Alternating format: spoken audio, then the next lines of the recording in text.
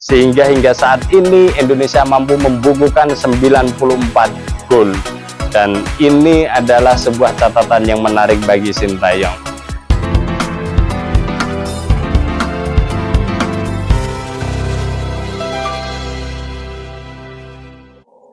Kualifikasi Piala Dunia putaran kedua menyisakan 2 pertandingan lagi. Pertandingan yang penting bagi beberapa negara yang masih punya potensi lolos ke putaran ketiga. Tentu saja salah satunya adalah tim nasional Indonesia. Tim nasional Indonesia akan menghadapi Irak pada tanggal 6 Juni nanti. Pertandingan yang sangat penting bagi kelanjutan perjalanan bagi tim nasional Indonesia. Sementara itu yang harus kita ketahui bersama, Irak adalah tetap Irak dengan nama besarnya, berada di pot 1 saat pembagian grup F ini, 4 kemenangan, sapu bersih, 12 poin sempurna, dan sudah dipastikan lolos ke putaran ketiga. Dan kalau kita lihat per hari ini, tim nasional Irak menempati posisi 59 ranking FIFA dunia. Jadi Irak tetap Irak yang tidak bisa dikaburkan begitu saja dengan segala macam kualitas dan perjalanannya sebagai salah satu tim nasional terbaik di Asia. Tapi yang perlu kita ketahui juga dari sisi tim nasional Indonesia perlahan tapi pasti dengan masuknya beberapa pemain keturunan yang menjadi WNI tentu saja merubah konstelasi dan juga merubah gaya permainan, terutama kualitas permainan. Bukti nyata sudah kita lihat 2 pertandingan melawan Vietnam mampu dimenangkan dengan baik, dan yang menjadi surprise adalah ketika Indonesia melawan Vietnam di kandang Vietnam 3-0 tanpa balas dengan segala macam permainan apiknya berkat kehadiran 3 pemain keturunan baru, Jay Itzes, Ragnar Oratmangun, dan tentu saja sang profesor Tom Haye. Jadi ini juga dikuatkan oleh Sintayong di dalam salah satu interviewnya yang mengatakan bahwa optimis menghadapi 2 sisa pertandingan ini. Sintayong akan berusaha mengambil poin sempurna, 2 kemenangan, disapu bersih, dan akan menjadikan tim nasional Indonesia percaya diri menatap ke putaran ketiga. Dan tentu saja apa yang dikatakan Sintayong ini, kalau sudah percaya diri biasanya percaya diri. Itulah Sintayong.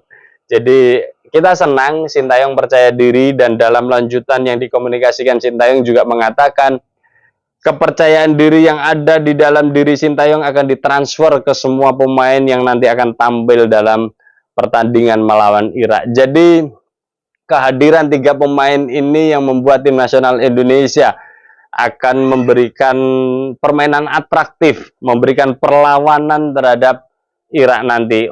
Apalagi pertandingan nanti adalah dilangsungkan di Gelora Bung Karno. Jadi keuntungan-keuntungan ini yang nanti akan menjadi modal besar bagi tim nasional Indonesia. Dan tentu saja publik sepak bola Indonesia sama optimismenya dengan Sintayong, ya. Semoga saja tim nasional Indonesia nanti akan bisa memberikan yang terbaik.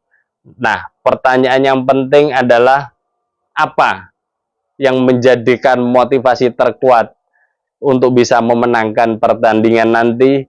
Kalau saya melihat, saya membaginya menjadi 2 hal, dari sosok Sintayong dan dari sosok tim nasional Indonesia. Dari sosok Sintayong kita bisa melihat bahwa selama perjalanan Sintayong melatih tim nasional Indonesia sudah melakoni 45 laga, 23 berhasil memenangkan pertandingan, 10 kali seri, dan 12 kali kalah. Tentu saja ini adalah sebuah track record yang tidak buruk-buruk amat, bahkan cenderung bagus, ya, dengan 94 pemasukan dan 59 kemasukan. Jadi kalau melihat apa yang dilakukan Sintayong hari ini, saya salah satu orang yang tidak sepakat dengan gaya permainan Sintayong, gaya permainan bertahan. Iya, tentu saja di awal datangnya Sintayong ke sini yang dipakai adalah pola bertahan. Kenapa? Karena memang kemampuan tim nasional Indonesia belum bisa menyerang saat melawan tim tim besar di Asia. Jadi ya opsi satu-satunya ya bertahan dan meminimalisir gol. Itu yang dilakukan Sintayong. Akan tetapi pelan tapi pasti berjalannya waktu, gol-gol demi gol juga tercipta lewat permainan tim nasional Indonesia, sehingga hingga saat ini Indonesia mampu membukukan 94 gol. Dan ini adalah sebuah catatan yang menarik bagi Sintayong.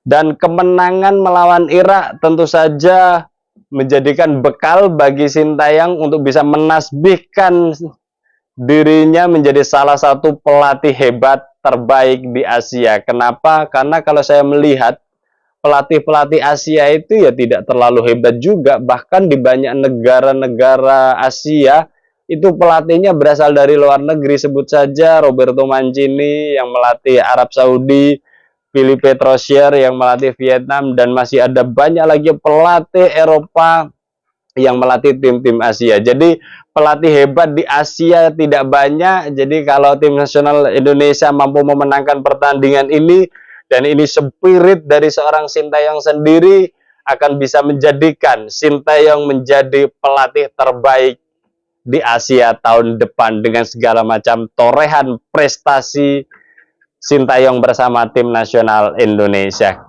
Sementara itu bagi tim nasional Indonesia ini juga punya 3 makna ya. Satu, kemenangan melawan Irak tentu saja memastikan Indonesia lolos ke kualifikasi Piala Dunia putaran ketiga dengan gagah, dengan perkasa, dengan tidak bergantung pada pertandingan yang lain, dan memenangkan pertandingan lawan Irak tentu saja akan menjadi pembuktian bahwa tim nasional Indonesia sudah bisa disejajarkan dengan negara-negara Asia, top Asia. Jadi ini makna yang sangat penting yang harus diupayakan oleh tim nasional Indonesia di GBK nanti. Yang makna yang kedua bagi tim nasional Indonesia, Indonesia berangkat dari babak playoff saat kualifikasi Piala Dunia ini, terus kemudian berada di pot 4 saat pembagian grup. Jadi jika tim nasional Indonesia lolos, maka satu-satunya negara pot 4 yang bisa lolos ke putaran ketiga. Saya pikir ini kayaknya lucu didengar, tapi akan terjadi untuk tim nasional Indonesia. Mengawali turnamen ini berada di pot 4 ya, tim yang paling secara peringkat rendah akan tetapi mampu memberikan surprise, kejutan tersendiri, mampu lolos ke putaran ketiga. Terus kemudian di pot ketiga juga sebenarnya tidak banyak, bahkan juga ya kan ini nanti akan diambil dari 9 grup, tentu saja akan diambil 18 tim. Dari 18 tim yang sudah dipastikan lolos dan punya potensi lolos itu, Indonesia satu-satunya yang berasal dari pot 4, dan bisa jadi nanti juga berasal dari pot 3. Jadi pot 3 dan pot 4 satu-satunya itu ya Indonesia, dan itu merupakan ya tonjokan tersendiri bagi publik Asia, dan publik Asia harus lihat itu bahwa Indonesia hari ini sudah memperlihatkan cakar-cakar Garudanya. Terus kemudian yang ketiga, kita juga bisa melihat di Asia Tenggara 4 negara yang berhasil atau bersaing untuk bisa mendapatkan posisi putaran ketiga kualifikasi Piala Dunia ini: Vietnam, Thailand, Malaysia. Ketiga negara ini peluangnya sama-sama tipis ya. Hanya Indonesia yang punya peluang besar. Jika tim nasional Indonesia bisa lolos ke putaran ketiga, maka ya ini prestasi yang membanggakan. Sekali lagi, tidak perlu menjuarai AFF untuk membuktikan bahwa Indonesia adalah raja Asia Tenggara, akan tetapi dengan lolos ke putaran ketiga dan 3 negara Asia Tenggara tersingkir di kualifikasi putaran kedua, ini sudah membuktikan bahwa Indonesia adalah raja Asia Tenggara. Tentu saja berjalan dengan waktu juga kenaikan ranking akan menjadi target selanjutnya, sehingga tim nasional Indonesia bisa masuk 100 besar dan menasbihkan diri menjadi raja Asia Tenggara dari sisi ranking FIFA ya. Kita nanti akan update lagi ya.